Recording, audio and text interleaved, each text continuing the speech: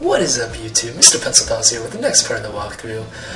In the previous episode, we just beat Roark, the Rock-type gym leader, and he gave us our first badge, which was awesome. And now we're just going to be on our way and hopefully get to the next part of town. What kind of person are you to be attracted by the scent of flowers? Excuse me, lady, but flowers was not what attracted me here. It was the smell of victory and the fact that we're going to be Pokemon Masters by the end of this game. Anyway, she's going to use a great grass-type Pokemon, if you couldn't tell by her name, not name, but her title, and Cherubies and Mewtwo, so no big deal for Chipper. Chipper's going to make quick work of that, and this item is an Awakening. Awakenings are useful. I never really had a problem with sleeping Pokemon, but yeah, I'm probably going to have problems eventually. Anyway, the next part of the next trainer is going to be this Bug-type trainer who really is, once again, pretty easy. If you start off with a Star Lead, these next few battles are going to be really easy and should never really be much of a problem. And now we're going to meet up with the next double battle. These twins are actually pretty tough to beat. I mean, they have these freaking yellow squirrel, electric squirrel things jig with spikes on their tails called Pachirisus. And if you couldn't tell yet, they're pretty bulky. I mean, they're not taking much damage from my attacks.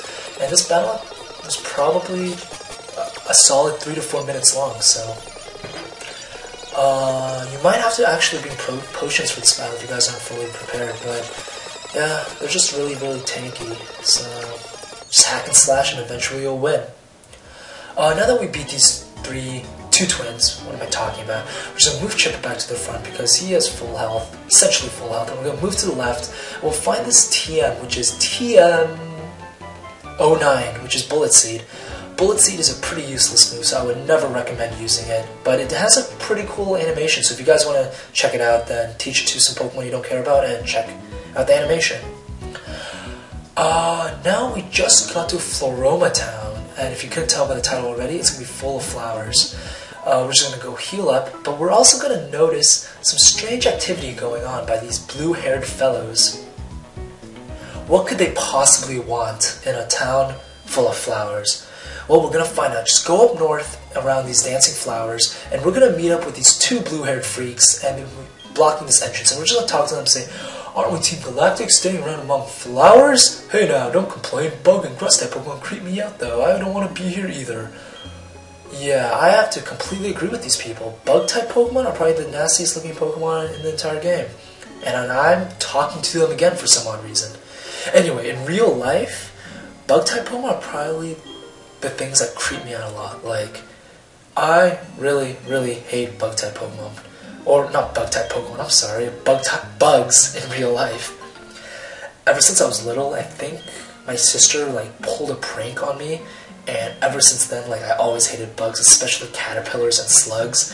Those things just freak me out. And, yeah. Phobias. We all have them. No need to be manly on YouTube or the internet. Though too many people do try to be too manly on the internet. Anyway, if you go to the left, we're going to talk to that little girl, and she's going to be like, "Help, help, these blue-haired dudes stole my dad." And we'll be like, "Bitch! We'll save her." Him. My bad. Anyway, we're going to talk to this blue-haired guy. He's going to be like, "You're not going to come in here, so I'm going to battle you." Yes, you're going to battle a 10-year-old girl and see if you can beat her. Sadly, he won't, of course. He has this Glamia, which is a dark-type cat Pokemon. It's pretty quick and actually has decent attack. I mean, look how much scratch it did to my Chipper. But no big deal, no big deal. Just nice experience. Whoa, and guess what? Chipper's evolving. Starly evolves into Staravia, which is a really good Pokemon. I guess the Starly line in general is just really good, because Staraptor eventually learns Close Combat, and Close Combat is probably one of the best fighting type moves in the entire game. Yay, Staravia, thanks. This is our first evolved Pokemon, and we're gonna have more. Don't you wait, we're gonna have more. Anyway, his cohorts, he reveals where his cohorts are, and he locks the door, that bastard. What a little wussy. But we'll eventually get the key and get back in there. We'll bring Shocker to the front, and I've decided that I'm going to catch another Pokemon. I was always thinking what my team was going to be, and after playing Platinum, or this is about my 3rd or 4th time playing Platinum, and I realized I've never used a Shellos in my life before. And apparently Gastrodon is actually OU according to Smogan, and I personally don't see it, but I've never used a Gastrodon before in my life, like I said before, so I guess we're going to find out what makes Gastrodon so amazing. I know Gastrodon's pretty tanky, and is a pretty good typing, water and ground, and that's good, I guess. Well, anyway, I tried to catch the first 2, but my Staravia accidentally critted both of them, which kind of sucks, that bastard, why are you so strong? But this Shellos is mine. This pink male Shellos is gonna be mine.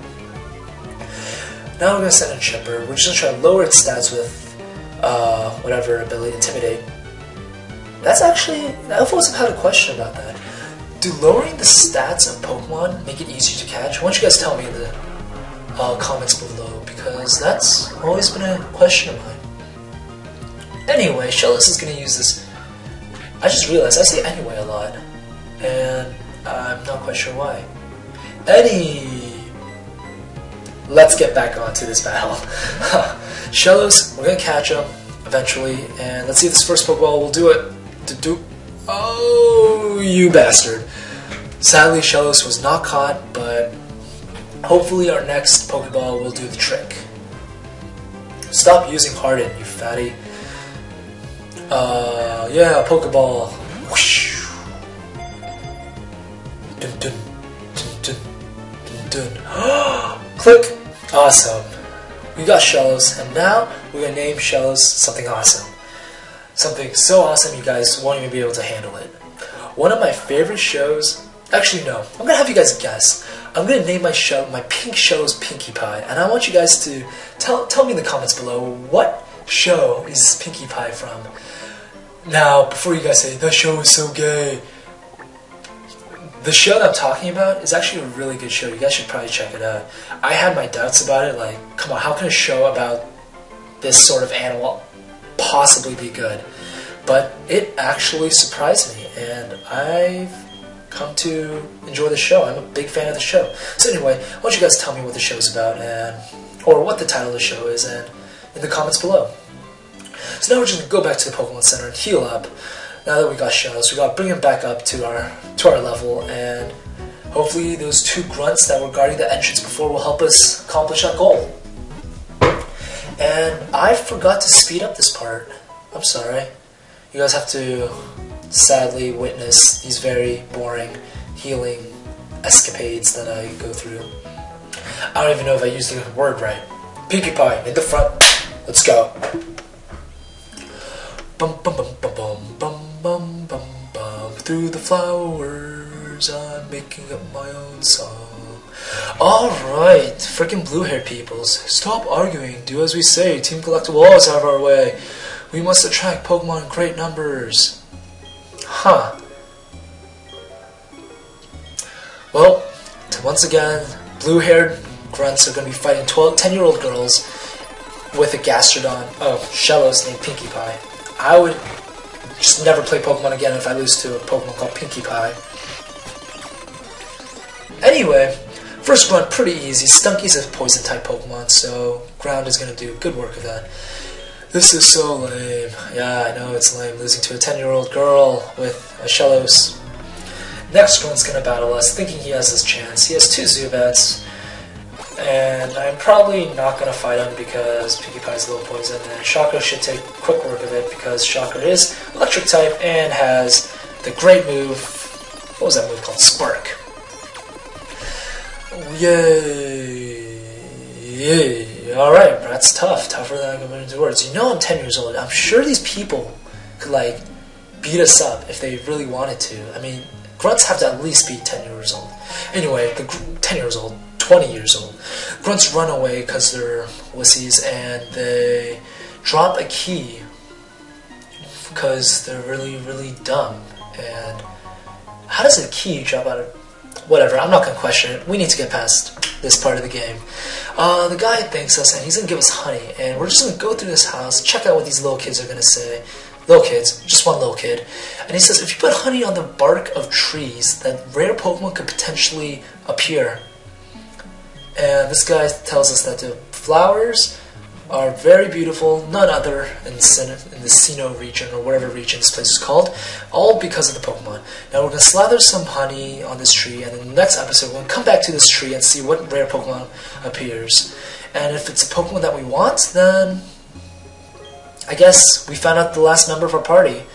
Right there, you see that Pinkie Pie actually survives the poison. In the recent games, they actually allow poison Pokemon to survive. In the older generations, they actually had the Pokemon just faint through poisoning, but now, I guess, every single time they just survive with 1 HP. So now we're going to heal up our Pokemon, go back to the Windworks place, and I believe this is the end of the episode. I hope you guys enjoyed it.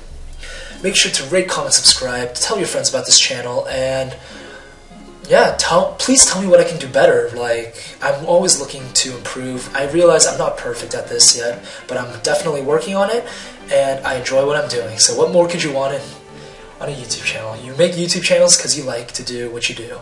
Anyway, I hope you guys have a great rest of the week, day. Hope you guys had a great Martin Luther King Jr. Day, wherever you live, and see you guys next time. Good day. Good day.